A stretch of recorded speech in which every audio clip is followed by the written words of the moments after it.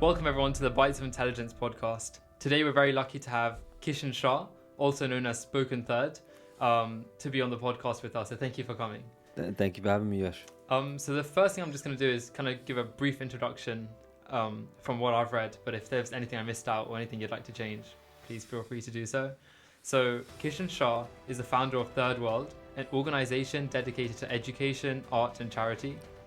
With a background in mathematics from Aston University and a teaching qualification from Reading, he combines his skills as a maths tutor with his passion as a writer, storyteller, and spoken word poet.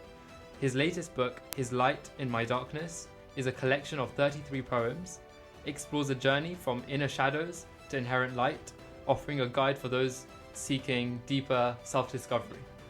Since beginning his creative journey in 2011, Kishan has performed globally, inspiring audiences with his perspectives on spirituality and Eastern wisdom.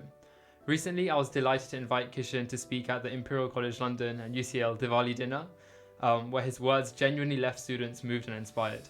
So it's really nice to have you on the Bytes of Intelligence podcast. Thank you for taking the time out of your day, and yeah, welcome. No, thank you. That was a perfect introduction, and it's a real pleasure to speak to you guys again. Thank you, Yash. Thank you. So first question is, how are you doing? How's life been? Yeah, recently? things are really good. Thank you very much. Yeah. How about you? How you doing? All good, yeah. Yeah. A bit busy with university as Yeah, usual, but I can imagine. I kind of like these podcasts. They add a break to my week, and it's just something interesting to do. Yeah, for sure. So the first question I had was, when you speak about a person, you see their journey. I think one of the most important phases is like the beginning of it, like how your childhood was. So I was wondering if you could tell me about your childhood, your journey growing up, and anything else that's relevant. That's interesting. So I am the oldest grandchild. So I was born into a house where I had 4 grandparents who doted me and spoiled me unendingly. And I was born in a joint family. So it was my dada, my grandparents, my mum, my dad, my kaki, my kaka, Wow. and me all in the house together. So my kaki came a little bit later because she was married after I was born. And then my sister was born in that house. Then my cousin Kaju, she was born in that house. So at one point there was 9 of us in the house. Wow. But as a child, I remember it just being fun. I was very naughty. There's countless stories of me causing havoc and being a rebel from day one. But all I remember is having strong women in my life, Okay. strong morals, a sense of purpose when it came to your religious identity, Okay. community, family, culture. I think I was quite lucky to be born before the technological revolution with the internet and stuff. So it was a lot of playing, it was a lot of sports. It was a really fun time. Of course, there's being in a Asian family, there's difficulties. Sure. When you are rebellious. You're gonna get told off in many ways, and that happened to me too. However, I do remember my childhood being fun. I remember it being just a lot of love from a lot of people. My nanny nana, like so many people were in my life that loved me, and I felt loved, which is really special. That's really special. Yeah. I feel like there's not many people who can genuinely say that, because for me personally, my grandparents they've come to visit us, but it's different when you're living with them. They've never lived with us. I think we only have, my kaka and then just 2 cousins, but we don't really meet up that often with them. So for us, it's just, us 5, and I'm lucky to have siblings I'm really, really close with. Yeah. But I think from what you're saying is just having that extended family, everyone's there for each other. And Yeah. if it works out, it's brilliant. It's like the best gift you can have. And also, so before my little cousin Shina was born, my kaki kaka, my dad, they moved house, but they lived on the same road. Wow. So 63 was us and 18 was them. So even though they lived out, they on the same road. Exactly. So it was you just pop by any time. exactly. We still had that sense of community, sense of closeness. And then I think only in 2006 they moved like 10 minutes away, which was a massive shock to the whole system. But looking back, 10 minutes is absolutely nothing. So we maintained those bonds and those relationships. And I think being the oldest grandchild and having a cousin who was my age as well, we really were invested in our grandparents, and I'm so blessed. I had 4 grandparents for Yeah. 27 years of my life. Wow. My daddy other passed away when I was 27. So my nanny and I are still with me to this day. So they were the like my idols. Like they were the one that showed me the way, and I was they showed me so much love that I couldn't help but follow them. That's Yeah. brilliant. That's really nice. Okay, great. And then could you speak a bit about your education side of it? So obviously Yeah. being an Asian family, I'm sure there was that side of it too. Yeah. What were your passions growing up? Were you really academic, or was it more about sports? It's a really good question. I think my mum would have loved for me to come to a university like Imperial, and would have been on her vision board for me. Um, I was, I was, I would say I was intelligent Okay. as a child. I'd say I wasn't gifted and talented. Like I had a knack for studying, but I didn't enjoy studying. Okay. I didn't. Um, I was more again like the rebel. I went to a state school, so I tried to go to the QE boys and all these kind of schools. I just didn't get in, and I ended up going to Nova Hill, which is a state school, and I loved it. It was chaos every single day, but education wasn't the focus. The focus was making friends, girls, just again that whole like menace to society, but in a different kind of way. Um, but it was fun, and I probably didn't do as well in my education because of the distractions that I was surrounded by. Looking back, would I have changed it? I probably no, because I think those parts of my life um, gave me a unique perspective. Because at home, I had this whole, we're going to get into my spirituality, but I had this whole like being good and righteous and all this kind of beliefs. And then outside, you're trying to be the complete opposite. So I did well in education, I'd say, but I didn't do great. I think I could have done much better. Um, from there, I went to Aston University, as you said. I actually went to City University first year, Oh right. Okay. but I wanted to live out and Right. I wanted to have that uni experience. I Sure. wanted to actually experience what it was like to be in university. So, and I was living at home for that year, so I decided to go to Aston to do straight maths. Wow. So again, it was a bold decision. I think looking back, I wish I could have followed my passions more, which were actually philosophy, things that I'm actually interested in. I did maths because I was good at it, but Okay. which Asian isn't good at maths, right? So, and I found university a real challenge. Like, I found it hard, and again, all your friends are doing things that don't require that much attention, while maths required all your attention. Definitely. It's one of those subjects you need to concentrate and really Yeah, put yourself into the equation, as it were. yeah, exactly. And you can't. And I didn't understand. You know, at A level, I understood Definitely. it, so I understood what I was doing. Definitely. I got the concepts. It At becomes so much university, more abstract and it left me. I had no idea what I was doing at a certain point. I found it really hard. However, I got through it, and That's amazing. that was the main thing for me, was showing determination and character and getting through the degree, and then pursuing teaching. So it was actually really interesting at uni, like figuring out what you wanted to do later in life. I think you're in yeah, the same I'm going position. through the same position right now, Correct. applying to all these internships, asking myself, do I actually want to work in a bank? Do I want to be a software engineer? Because I'm doing computer science, yeah. but also it's at Imperial, it's very maths based. So there's, and looking around, everyone else is applying to 50 internships a day. not exactly, but they're applying Yeah. to so many, and you're looking around me like, okay, maybe I should be doing the same. So I've been doing the same and applying to as many as I can. But many times I just look back and say, do I actually want to do this, or what is my passion, as it were? So yeah, if you had any thoughts on your journey and then So advice. I think for me, I've always been quite introspective and knowing myself to a certain level. Like I know when I'm lying to myself, and I know when I'm lying to others, and I know when I'm being good. I know when I'm being true and being pure, or being slightly deceitful. I would say, like sometimes when you're younger. So I always had that good sense of self. And so when I was at uni, I realized that I didn't want to make other people richer. It didn't fit me and my personality. I knew that if I go down that path of internships, like everybody's in a maths degree, right? Everyone's gonna do the same thing. Yeah. Apply for banking or investment banking or etc. So, and I just knew that I could never be in that field. I knew that Yeah, you I wouldn't enjoy wouldn't it. enjoy it. I would lose a lot of me. Okay.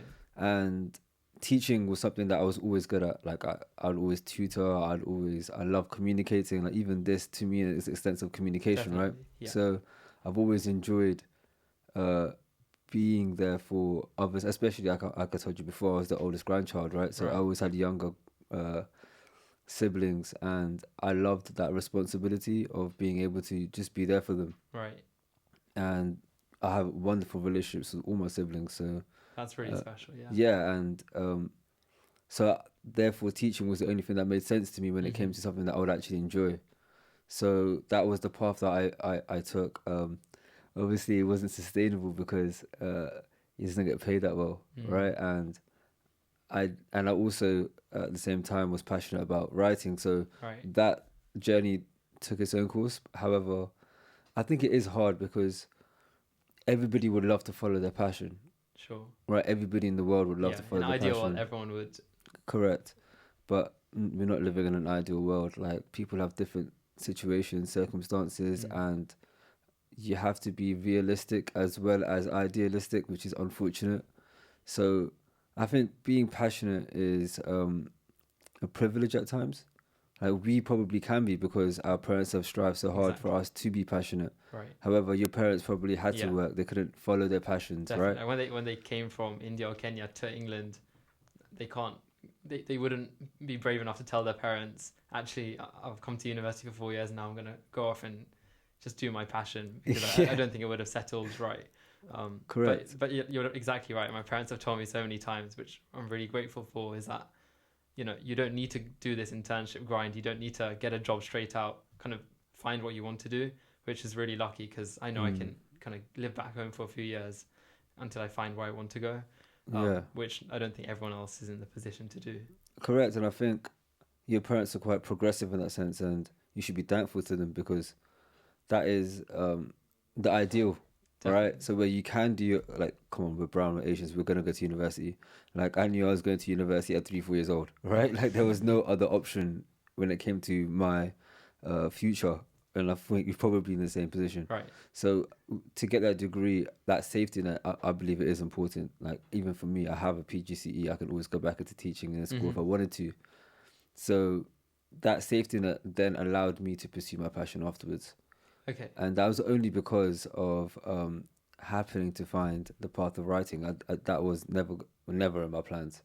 Okay. So And I guess that's the yeah, perfect chance to kind of pivot onto that. yeah, So the next question I had was, I was always curious because you've got a maths degree, you're a yeah, maths tutor, maths teacher, yeah, and writing. Normally, when you speak to mathematicians or people in STEM, for example, me, writing isn't the first thing that comes to my mind. yeah. Actually, it was kind of the opposite. At school, English was the toughest for me. I couldn't do creative writing too well. Hmm. So I was going to ask, was there like a pivotal or kind of contrasting moment in your life that inspired you to pick up a pen and say, I need to write this all down? Yeah.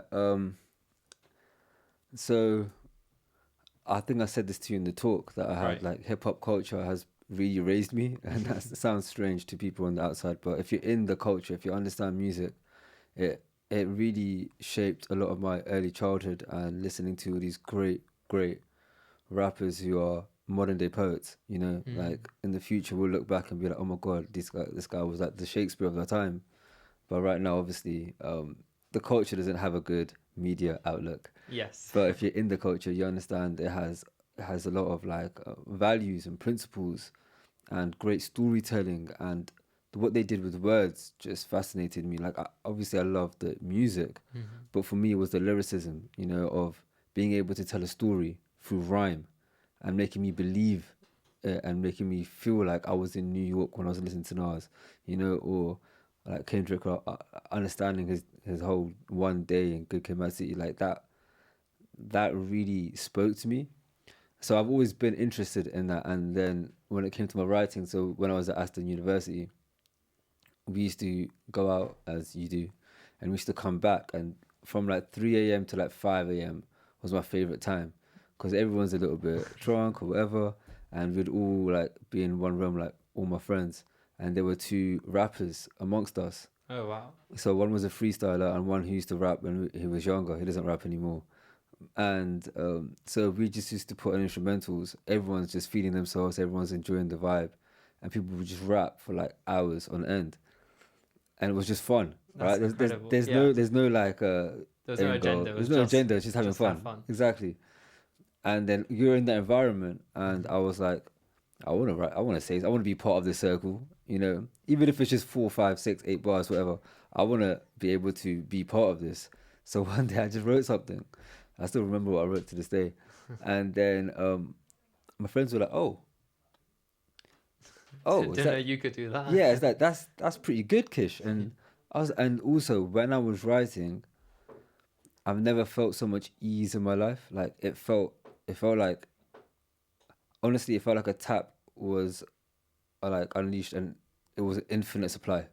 Oh wow. Like I felt like I could do this forever. And you didn't feel that while doing maths, for I didn't feel example. like doing anything else in my life. Like anything else required effort, but this was effortless, and I didn't I something just within me was like, yeah, you can do this forever. And this is when I first wrote my first ever like bars. I actually wrote poetry before that, but nothing made to the girls in my school. But um, then after that, I something happened within me, and at the same time, my spiritual journey had begun. So when I was 19, so those two things are completely intertwined. Like at 19, I left city to go to Aston. Mhm. I met my guru at 19. Mhm. I started listening and researching and going down like the whole what is Jainism, what is Eastern philosophy, what is spirituality. I've always been so curious, and so it was something that I just like fell right into and wanted to learn and learn and learn. And then when I started writing, I realized I was writing about stuff that I was learning. Oh wow. Like I didn't intentionally want to write about Right. that. It was just coming through that. Every time I used to write, it It was would like an be about outlet of you're learning something. How can I express it? exactly and the deep questions that I had within myself and my philosophical musings that I used to have now were coming out in my writing and my rhymes. And then I just started doing it, and everyone that was around me was like, "Yo, this is actually sick. Like you're actually really good," and that encouraged me to To continue. keep going. Right. And then I think in 2011 I performed for my like community group with my guru and stuff for the first time, and that was when I think people realized, and I realized what I can do. Like it was a long piece. I wrote, it was like 4 or 5 minutes long of Wow. me performing, right? And it was my first time everyone had seen it, and people didn't realize that I'd written it Oh wow. because it was quite extensive. And then after that, I spoke to my guru about my writing journey, and he just told me you have to do it. Yeah, continue, like keep doing it. You'll get deeper in spirituality. You'll understand it more. And then I wanted a whole name for myself, and so that was a journey in itself. But it was the marriage of the two. It was being in that environment which allowed me to explore my creativity, and then learning about spirituality from a spiritual master Sure. and the community that I was in, and the marriage of the two became my work. And now that's what I Wow. do. That's Yeah. amazing. That's really inspiring. I think there's obviously quite a lot to unpack in Yeah. just what you said, but I guess the first question I had was why Spoken Third? What's the Okay. significance of that? Yeah. So that's a very appropriate question. Yeah. So actually, my name was Third. That spoken third is when I'm actually in the poetry performing Alright, okay. sense. My writing name is Spoken Third, but my company's Third World, right? Okay. And my podcast I had was Third Eye View. So Third is actually the name. So Third, which has 3 eyes in it. So the first eye represents the highest power, which is first, Okay. and my guru or somebody that takes you to first is second, Okay. right? So that the bridge between first and I am third, right? So guru, Right. Okay. so God, guru, me, or higher power, whatever you want to call that, Mhm. that top. And then the second I is my grandparents will always be first. You know, they're the first generation. They're embedded into my whole life. My parents being second generation, and I'm third generation. And then the last eye stands for the third eye, which is about Yeah. being a witness, the third eye chakra, or knowing that there is other ways of perceiving rather than these two ways of looking at just the material world. So that's my name. So that's why I'm third. That's really meaningful. When did you come up with that? Because there's so much Yeah. thought behind that name. It's not just something you wake up overnight and. Yeah. So in November 2011 was when I did that first performance. And then I spoke to my guru after that. I was like, I really want a name. Because of other hip hop artists. Yeah, they all have their Yeah, and like stage wrestlers. names. Exactly. Like there's, and even like Marvel, right? Like there's having a separate identity was something that I always wanted. So then he said, then like email me and I will let you know what's the right one. So it took me from November till June. Oh wow. Okay. Yeah, and then July the 3rd was when he blessed me with third as the name. July the 3rd, that's perfect. It's crazy, yeah. And so, I think then I was just thinking and thinking. I had like so many different names. I thought my name was gonna be Sage at one point, and I emailed him that I was like, and he was like, "It's not appropriate." And I realized afterwards it's not wise to call yourself wise. So, yeah. And then there were so many different names, and then finally third, because also I was doing maths as well, so it fit, and it fit so perfectly that I knew when I stumbled upon that, like, yeah, this is the identity that I will be able to assume. Brilliant. Yeah. That's brilliant. Okay, so the next question I had was, so obviously your background is in mathematics officially. And many people say that creativity, some people say it's a gift, or you have to be talented to have that creative aspect. But I'm sure your craft required a lot of thinking and actually training unofficially. Practicing with your friends, whether it's at 3 a.m. But you practiced it a lot. So do you think creativity is something that anyone can pick up, or do you have to have something inside you to kind of inspire you to move on? It's a very good question. I think there must be some natural talent in some form. Like I can't draw. Right, and I maybe I'd get better at it. I think thinking about it as a skill is probably more interesting. I think a skill requires practice, and practice and practice. And I think, for example, musical instruments, if you start off young and then you practice and practice, you can get to some level of proficiency. Now, will you become Mozart? I'm not sure. All right, like I think the people that separate the greats from the rest of us, there must be some natural disposition or talent or something that gets them to that level. Okay. However, everyone needs to do their 10,000 hours. Yeah. And so I've been writing for like 12 years now. Yeah. And I think I'm just getting good. And I've written so much, pages and pages. And for so long, all the time, you need to put the work in, because if you don't put the work in, you don't really know whether you have that talent. Is that right? I think for the craft in itself. Okay. I think everybody right now, they want to be a poet. They'll go on Instagram tomorrow, create a poet page and write poetry.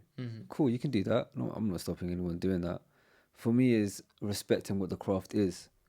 Like poetry or writing, or what I do, spoken word, or even being a rapper. You have to respect what that is. Okay. But for me, like that is a really unique gift and story, and it has impact. So whether and what you're saying and how you're saying it, you'd rather you can only have one chance to give a first impression. So work on it in silence. That's what I did. Okay. I worked on it for silence for so long. I didn't tell any people around me knew, but I never posted anything online. I was working, and only when I had books did I realize now is the time for me to shine. Was that fact that you're working in silence because you didn't want people to judge you, or you were kind of scared what people would think, or is it just you wanted to prove something to yourself and then to the world? Yeah, I think maybe a little bit of that. I just wanted to be good. Okay. I wanted to come out when I was in control of my power. Like now I can write anytime, anywhere, any second, any space, 3 a.m, 1 p.m. I feel I have some control of my power, right? Makes sense. And also I wanted to put in the work. Like I was so cognizant of the fact that these writers before me have worked so hard, and I wanted to be great in that respect. I didn't want to just be someone that came and went, and I wanted to have staying power. So that's why I created books, because that will always be there. That's like true. a poem will come and go, but a book will be there. And I wanted to create bodies of work, and I wanted to create art. And I didn't want to just create one poem. I wanted to give you a whole story of 11 poems, which I did in Diary of a Program. And that that takes craft and effort and time and a lot of contemplation, and you need to enhance. I need to upskill because I was never taught to be a writer. Yeah. And I think that was another thing that I was wary of, was the fact that if it was maths based, I probably would be much more comfortable in it. Yeah. However, this is nothing, I've never been trained in this. And This is I all feel like self-taught. in this field, there's no right answer. No. In maths or in computer science or Yeah. something, you know, it's a similar idea that you can craft your skill, really work on it, but kind of by the end, there is a right answer or some indication of quantitatively how are you doing. Whether it's in maths, how many problems can you solve or how difficult can you solve. But in writing, I think it's kind of, it's arbitrary, it's subjective. That's a good thing about it, but it's also kind of the challenge about it, because you don't know where you're going with it unless. How do you kind of quantify? I think for me as well, like the Instagram generation terrified me. Okay. In the sense that people were just putting anything up on Instagram, getting thousands of likes. Yeah. And I'm looking at it and I'm like, that's 3 lines. And I'm like, to me, look, each to your own, do what you got to do. I'm not here to put anyone down. For me, that didn't connect. Okay. That didn't feel like it was the best use of, for me, my words. And especially because my message was centered around spirituality. I had to be extra careful that what I was saying had some sense of truth or meaning to it. Sure. Yeah. And I was showcasing the great Eastern philosophies, especially Jainism, because no one knows about Jainism. Yeah, that's in the best way possible. So it was all about storytelling. It was about, are you telling me something? Are you making a person go from here to here, like a journey? Are you making them go through a journey of ups and downs and ins and outs? And are you causing them to leave and think further? Or are you just interested in 1,000, 10,000, 20,000 likes? So that really was a bit of a conundrum for me coming in this time. But I figured out a way to make it my own, I suppose. I had a question about maths and poetry again. Yeah, sure. Because I really do find this interesting that, you know, right now you've become such an expert in writing and that poetry. I wouldn't call myself an expert yet, but from my point of view. Yeah. But maths and poetry, they both have some sort of structure. Yeah. And I feel like for me, I love maths because it has that structure. It's perfect. It has that beauty to it when you solve an equation. But sometimes poetry or rap music, it kind of, the structure breaks down, and that's the point of it. Do you ever find that kind of, are there any similarities between the two and any differences, or have you not really thought about that? No, I use my maths brain a lot when I'm writing. Okay. The patterns, the rhyming patterns, the structures, the syllables. However, I also realize it cannot be so formulaic. Yeah. So that is the escape, which is quite nice. Like it's the little bit of freedom that you get that doesn't have to be so structured. If you're writing a rap, it probably has to be more structured because it has to go over a beat and the number of syllables and stuff. But poetry doesn't have to have any structure. So in that way, it's exciting. But I do use a lot of my maths brain when I'm writing, like especially the patterns and making sure it's tight and making sure there's a nice flow to it, and even like delivering the message. Yeah. Like that, to have a rational thought is mathematical, right? That's true. Like if you're explaining or you're debating, there has to be some logic in your flow, in your conversation. Yeah. So that part has to be there in my writing too. Like, is this logical from start to finish? Am I not making any crazy leaps? Am I on like a logical step-by-step process? Yeah. Am I on like am I getting the message across? You know, is it making sense from first second sentence? So yeah, I do use a lot of my mathematical brain when I'm writing, actually, because I don't.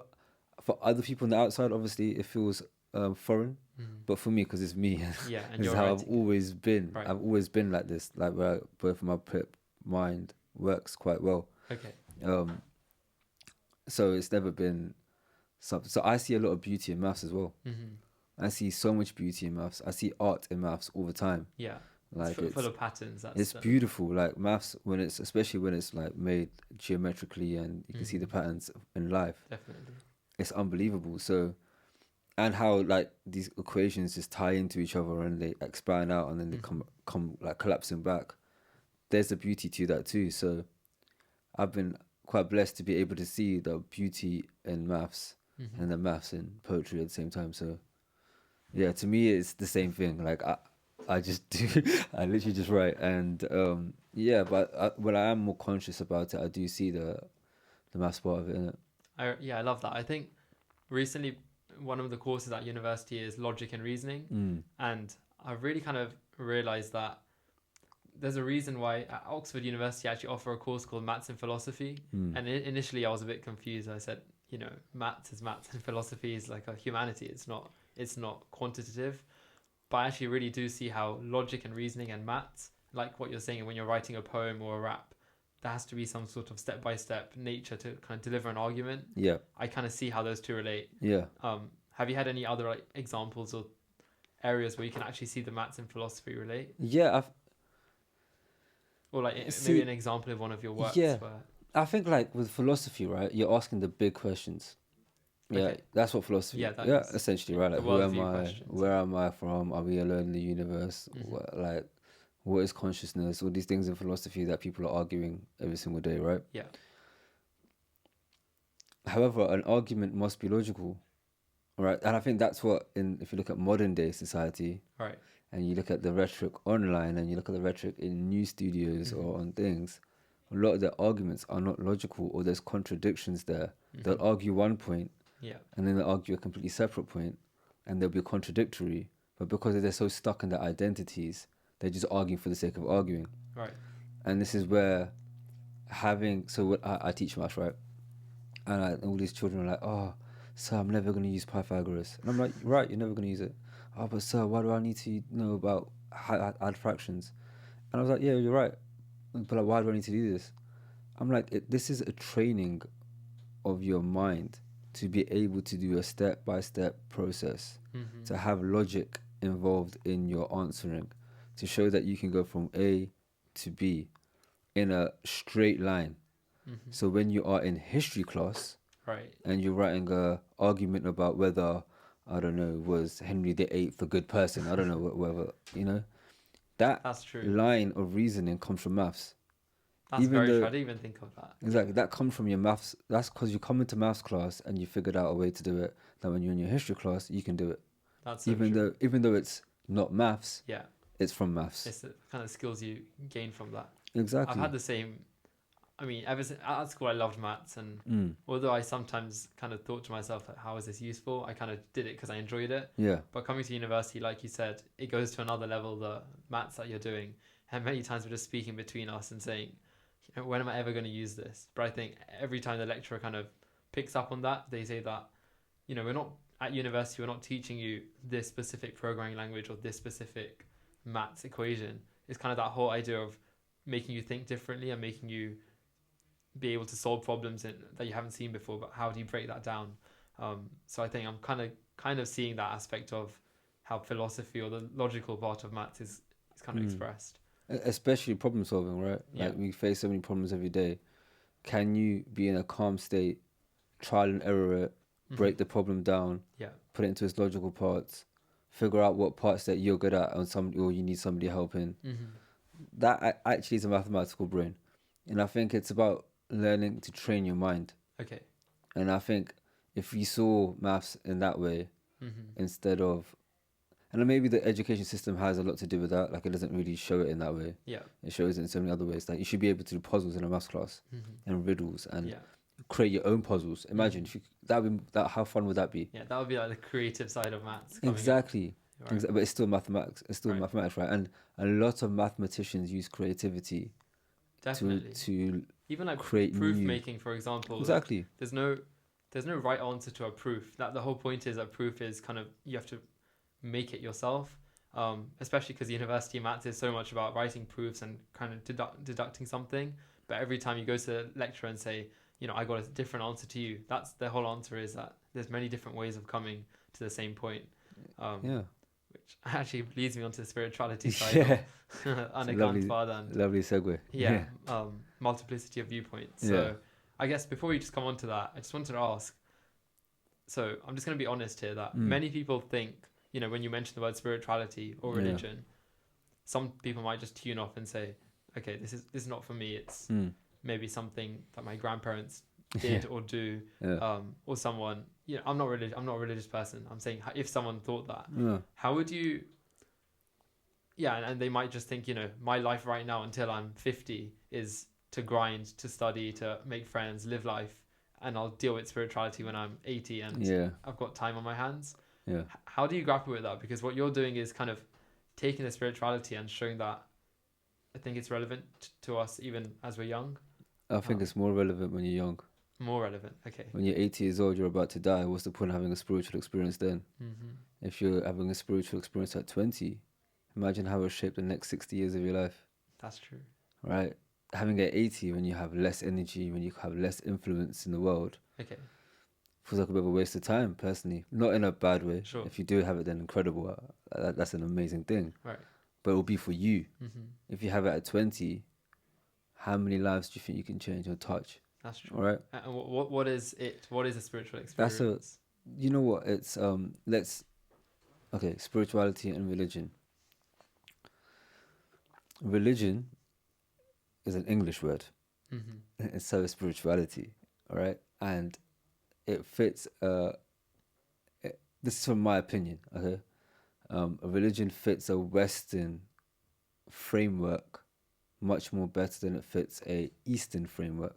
Okay. And the way we think about religion is we always say they're all the same, right? We always say that, and that's completely not true, right? Like if you, the author who wrote *Sapiens*, Noel, Yuval yeah, Harari. I can never say his name, but anyway, he said that we should think of religion like sport, right? Right? There's many sports, but badminton and rugby have different rules. All right, they're so different. That's true. But we still consider both of them as sports. Yeah. And he also said that Buddhism and Jainism are much more closely related to science and maths and rationality than Christianity. Wow. And he also said that capitalism is closer to Christianity than Jainism and Buddhism is, because Jainism and Buddhism are atheistic religions, or if you want to use the word religion. So we have to be very mindful when we talk about religion, because I personally feel, even though we have classified Hinduism, Sikhism, Buddhism, Taoism, Jainism into this bucket of religion, I would say they're dharma. Okay. Instead, I'd rather use that word. What does dharma mean for someone who doesn't? Yeah, so dharma, in its core translation, would mean something that sustains. Okay. So you can have so many different types of dharma, all right? The way we use dharma in the most grandest form is the sustainability of a spirituality. Okay. Okay? And what can sustain will live forever, right? To be sustainable, okay? And dharma in the Eastern contexts is what I said to you guys on Sunday, is about creating seekers and not believers. This is the biggest distinction from what I've learned so far, is the two different modes of thinking about why you're here. And the East have been obsessed, I'd say, for at least a minimum 5,000 years about only one question: who am I?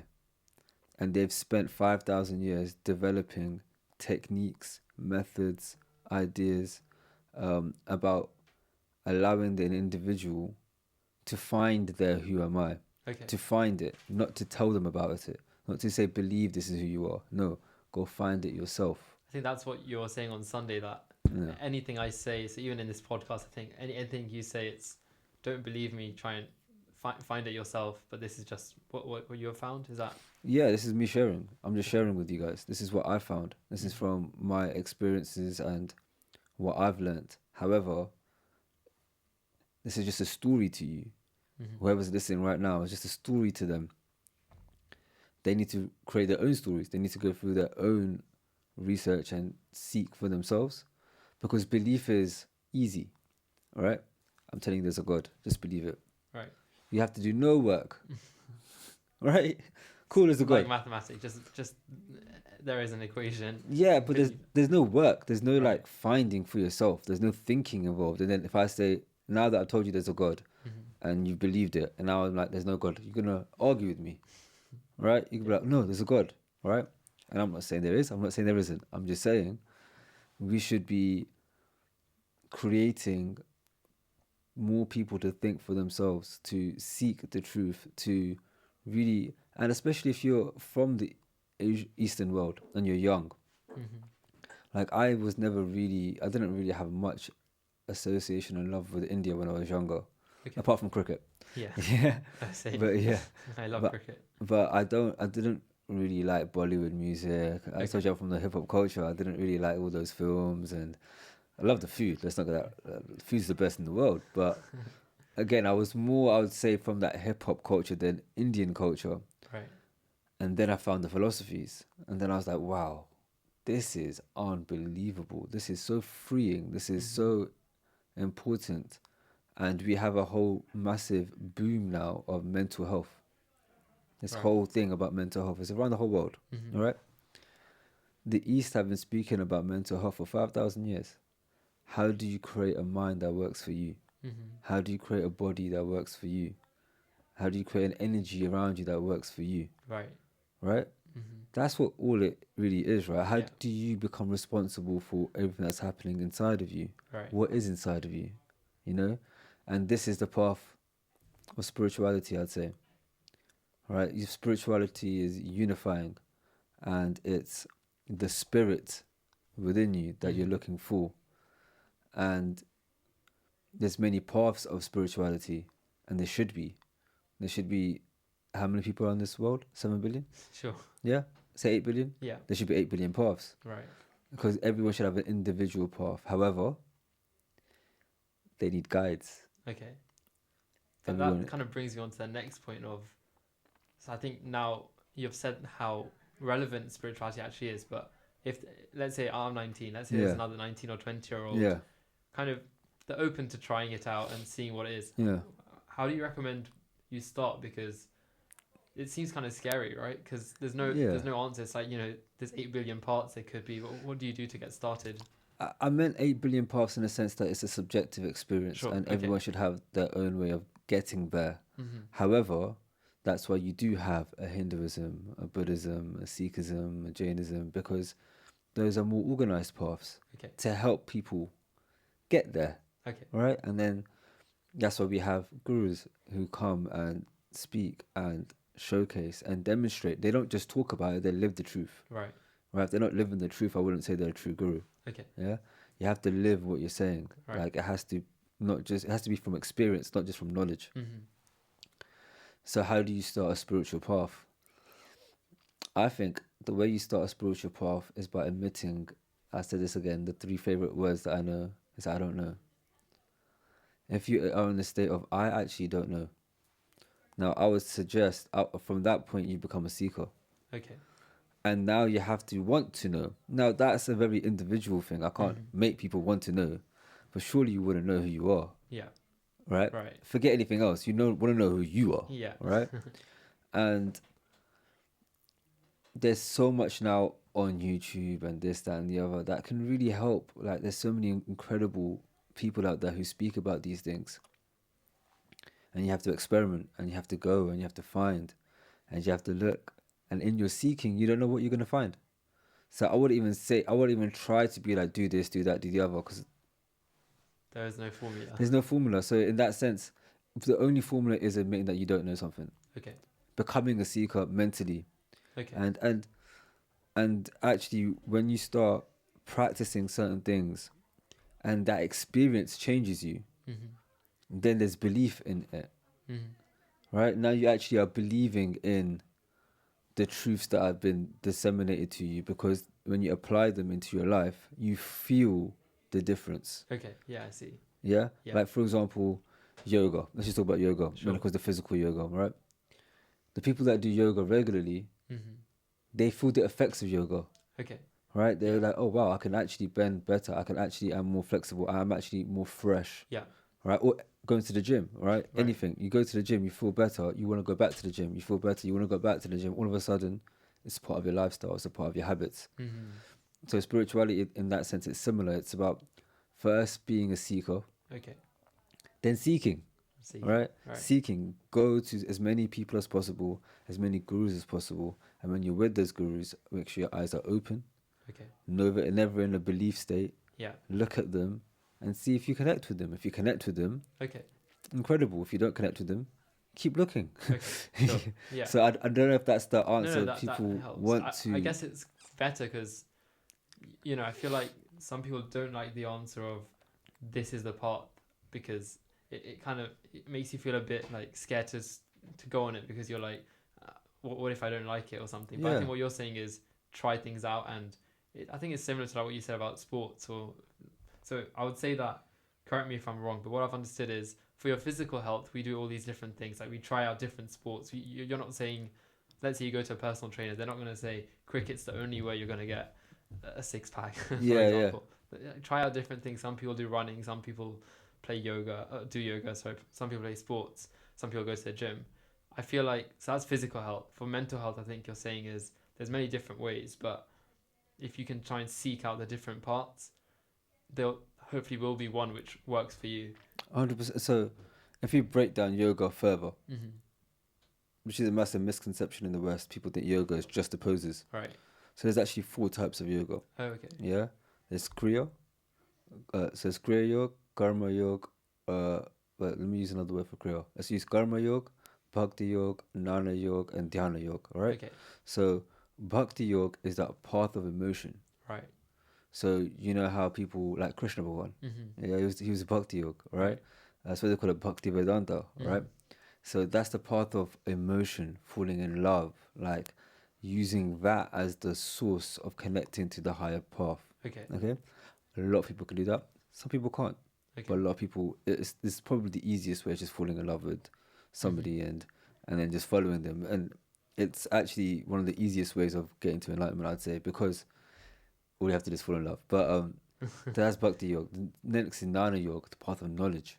Okay. All right. Krishnamurti was a wonderful example of this. He was a yogi in the sense of Gnan, like he used to give knowledge and knowledge and knowledge. And this is a very limited path. Not everybody can just be so sharp with their intellect that they can get to the truth. It takes a very specific kind of person, but that path exists. Okay. There's the path of Karma Yoga, which is the path of Seva, Right. like actively going out there and helping people. Like what you did on Friday. Yeah, but I think a lot of people feel good when they do this, right? You Okay. can help the homeless, you can help birds, you can help whatever you want. Yeah. But people are compassionate to a certain extent. Everybody loves to help. And if you look at the Sikhism, look at Sikhi philosophy, Seva is such a massive part of their culture Definitely. and their identity, and it's wonderful, right? Like Yeah. the world would be a better place when there's so many Sevaks evolved. And then the 4th path is Dhyana, which is the path of meditation. Okay. Right? This is like the Buddha, the Vipassana path, like silence.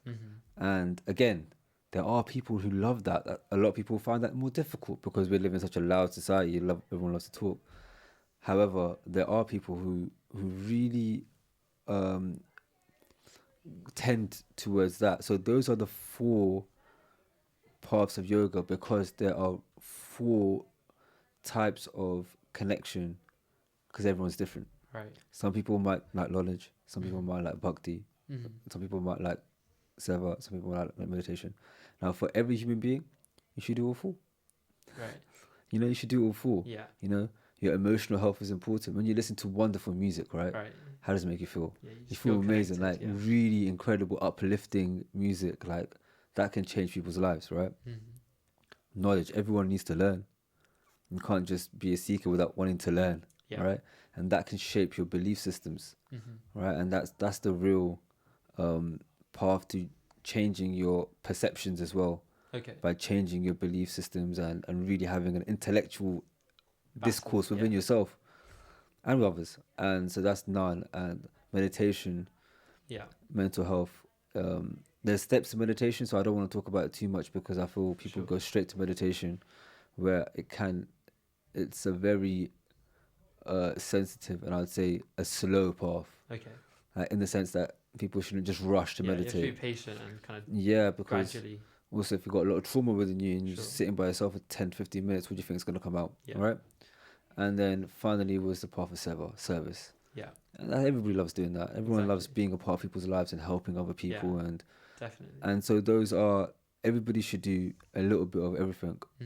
And what you tend to, you will find out, or your guru will tell you. Okay. And having a guru is, for me, the only true way of getting higher spiritual heights. Okay. Because, and it might sound controversial, that's okay. Only because right now, if you want to go to Newcastle, what's the first thing you're going to do? If I give you a postcode. Search up onto Google Maps. Yeah, because you've never been there before, right? Right. If you want to just go home, Yeah. you know the way. Yeah. But you've never been to Newcastle before. So use a GPS, Right. all right? I see. A guru is a GPS for the unknown. Okay. You're going to places where you've never been before, which is Right. within yourself. They've been there. All right. I'm talking about sadhgurus, the true gurus. Sure. All right? I'm not even giving any names. I'm just giving you the Concept. archetype. Sure. Yeah. They've been there before. And they know you more than you know you because of their perceptions are so high. So therefore they'll take you there. Okay. Because the path of enlightenment is the collapsing of the ego, the complete annihilation of your own identity Right. as who you think you are. Right. You think you're a man, you think you go to Imperial, you think you're intelligent, you know, you think you're a cricket fan. Those are all identities you've placed on your body, Right. right? You're this person here. What spirituality shows, that's not even you. Wow.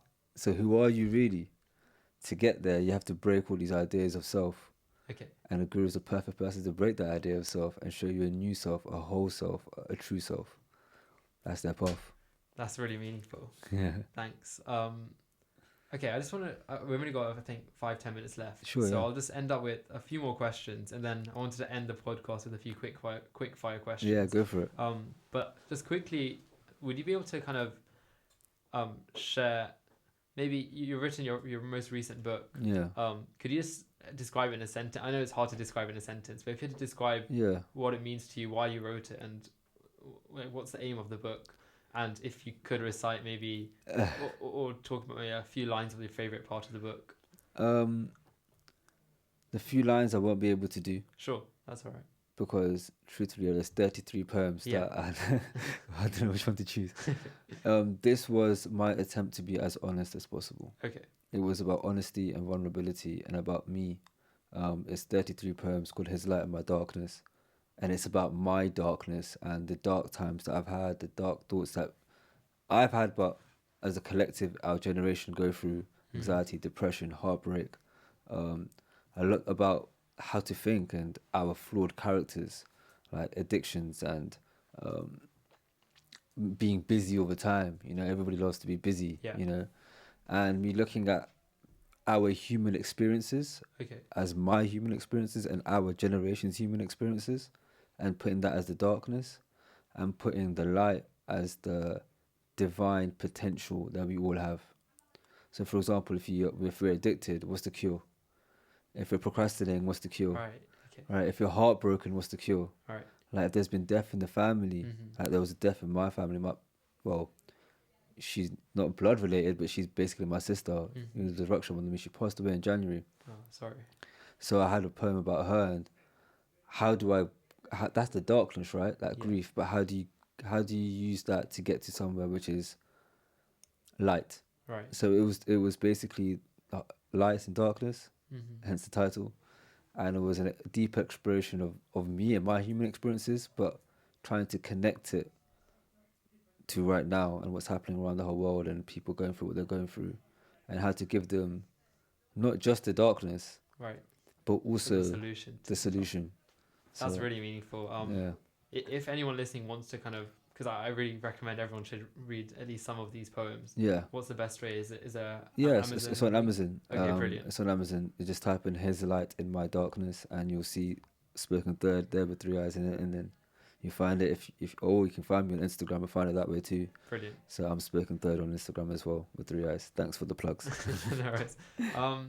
Okay, I just wanted to ask while we're wrapping up is, so I wanted to ask that, if you had to look back on your journey so far, obviously you're still very young, like all of us, but if there's some advice you could give to someone who's 18 to 20, based on something you've experienced, just that is one key advice, mistakes that young people make, what would that be? I'm very hesitant to give advice. Okay. I'd say never draw conclusions Okay. when it comes to your spiritual and who you are. Be a scientist. Okay. Be open. Don't draw conclusions.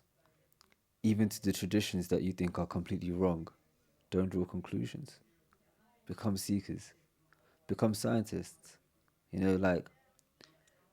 This is what I'm saying. We're so blessed to have this philosophy as being Asian, right? I don't know if it's for non-Asians too. Yeah. What up? But what we have in the Eastern world is so special. Find it yourself. Okay. And be open and explore, man. Like, you're young, just explore as much as you can and be open and enjoy life. And in the sense that, are you providing joy to others? Don't just think about your own enjoyment. Like, true enjoyment is when everyone around you is happy. Yeah, I think that's really meaningful, especially the first one, because I think you were speaking about, there's obviously negatives to being in this social media or internet generation, but I think equally there's huge opportunities in the sense that to be a seeker previously, it might be there's a barrier that you have to kind of read these books. If you don't like reading or you can't concentrate, it's hard. Right now I feel like there's a form of content for everyone, so if you wanted to seek, there's nothing really stopping you, especially in our world. 100%. There's plenty out there now. Definitely. Yeah. Okay, and sorry, you mentioned the second thing. You said, okay, enjoy life. So I just had a question on, could you give any advice on relationships? So it doesn't have to be like, life partner relationships, but even like friends, family. Yeah. Is anything you've learned, a piece of advice? I know you don't like giving advice, but something you've learned from that. I'll give the advice that I give myself. Sure, yeah. Yeah? Meet people where they are. Okay. Meet people where they are. Yeah. You might want to change people's minds. Might want to push them here, push them there. Meet them where they are, man. Like, everybody's can't be like you. You might be someone who texts back straight away. Right. Some people might take 2-3 weeks. Accept them for who they are. Firstly, you'll never be disappointed because you know it's going to take them 2-3 weeks. Right. And if they are worth it as an individual, does that really matter? Yeah, man. Just show love. And if you are self-sustainable, you won't need anything from them anyway. Okay. And having people in your life is a blessing. Right. You don't want to end relationships. You want to grow relationships, right? So meet people where they are and accept them for who they are. Okay. They will never disappoint you if you accept them. And they'll add to your life instead of take it away. That's really meaningful. Thank you. Because I read something recently about, many times you listen to all these kind of the common songs in our generation about heartbreak and love and all these different things. And it's always about, as a person, if you find someone, they'll fill a hole in your life. They'll kind of complete you. I find if you kind of change it to the fact that, you're complete and someone else is complete, you don't need someone to like fulfill you, but it's kind of just to help both of you grow. Yeah. Even like your family, it doesn't have to be like a life partner relationship, but even like friends, I think what you're saying is kind of meet people where they are. You don't need to kind of change your life through them, if that makes sense. Don't look for people to complete you. Look for people to compliment you. Okay, brilliant. That's it. That's nice. Okay, brilliant. I think I've learned so much. It's been incredible. I think I want to end by a few quick fire questions. Yeah, go for it. I'm nervous for this one. Anything at all. Because if you could have a conversation with any historical figure, who would it be and what would you ask? Srimad Rajchandra, my guru's guru. Okay. I wouldn't even ask him anything, to be honest. I'll just jam in his presence. Okay, brilliant. Favorite place you've traveled to and what that meant to you? Ooh. Favorite place I've traveled to, on top of my dome. I'm not. The ashram is such an easy answer. I'm not going to give that. I'm going to say Muscat, Oman. Muscat. Okay. Yeah, I loved the mountains and I loved the openness, and it was just an incredible experience. Yeah. Brilliant. Do you have any hobbies outside of maths and writing? Yeah. I'm a massive football fan, massive hip hop fan. Yeah. Okay. I love sports. Massive into. I love chess. Oh, chess. Yeah, okay, we should play sometime. I love chess. You probably beat me, but yeah. Okay, brilliant. if you could wake up tomorrow with a new skill or a new kind of source of knowledge, what would you choose? I would love to sing. Sing. I would love to sing. It's been my dad can sing actually, and because I write as well. Right. Yeah, I would love to sing. I'm kind of growing in my journey. I learned Hindustani classical when I was younger. Amazing. And now I really want to get into it more. Yeah. Especially because, you know, in Eastern tradition, there's these bhakti events. Yeah. Whenever I listen to bhakti, I find for me, I'll go into another podcast, but for me, meditation is quite hard. But when I listen to music, I kind of connect. Correct. So I felt like when I sing, it helps me connect to something. I wish I could sing, man. Okay, and what's your favorite area in maths? My favorite area in maths? Algebra. Algebra. Yeah, I love algebra. Okay. I love manipulating equations and breaking it down. I would ask you some algebra questions No, now, but I've got a class later on today. Yeah, algebra. I love algebra. Okay, brilliant. Yeah. And the last question I had was, would you be able to ask a question to the next guest on this podcast? So I don't know who that might be, but if you had to ask a question, I can ask them, and then we can keep that chain going. Yeah. Do you have anything to ask? How do you make other people happy? How do you make other people happy? Brilliant. I think that's the perfect way to end this episode. So a huge thank you. Personally for me, because I've learned a lot. I love speaking to you. Yeah. I originally met Kishan, I think it was maybe 3-4 years ago when I was in Spiritual Touch, and you'd come to deliver a short poem, or you actually recited it. Yeah. And I really loved it. Ever since then, I've kind of followed your journey, and it's an honor to actually speak with you. That's amazing. So thanks so much for coming on the podcast, and hope anyone who's listening found something useful. And I think you said your Instagram is at Spoken Thiiird. Okay, so just people can find you on there. Yeah. Brilliant. Thank you so much for your thank time. you, Yash. Thank you. I really enjoyed this. Thank you so much for having me.